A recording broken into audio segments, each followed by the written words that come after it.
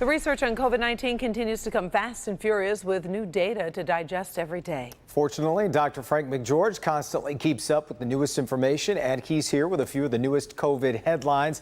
And the first study confirmed something we've been concerned about with the Delta variant, Frank. Yeah, that's exactly right, Jason and Karen. A study recently published in the British journal Lancet looked at over 43,000 patients that were infected specifically with either the Alpha variant or the Delta variant.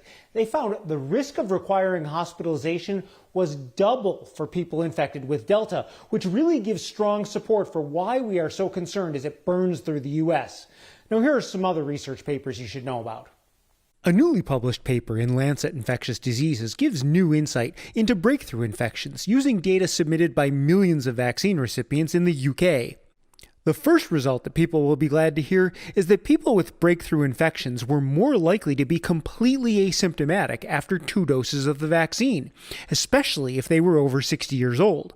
Now, unfortunately, that doesn't mean an asymptomatic person couldn't spread the virus, but at least most vaccinated people aren't getting seriously ill. The study was also able to say that the risk of symptomatic breakthrough patients having symptoms beyond a month, essentially the risk of long COVID, was cut in half by vaccination. Now, when someone donates blood, it's checked for 2 different antibodies to SARS-CoV-2 that allows us to tell the difference between a person who was vaccinated or previously infected by the virus. In the largest study of its kind just published in JAMA, samples from over 1.5 million blood donations were analyzed, and researchers found in July of last year, about 3.5% of people had antibodies from a COVID infection. That number grew to 20% of people in May of this year.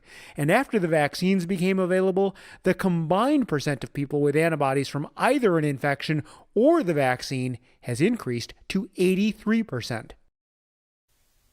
Now, when you hear 83% of people have some type of antibodies, it might make you think of herd immunity. But I would caution, first off, we don't know precisely how protected many of the people who have antibodies from an infection are. And secondly, with significantly more transmissible variants like Delta, the actual number needed for herd immunity is very high and, in fact, may not even be attainable.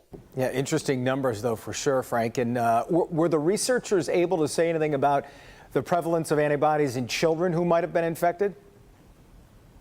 Well, you know, Jason, unfortunately, no, they weren't. And that's because they used samples that are routinely collected from blood donors. So children weren't part of the sample because obviously they weren't donating blood. Gotcha. All right. We appreciate it, Doc. Thanks.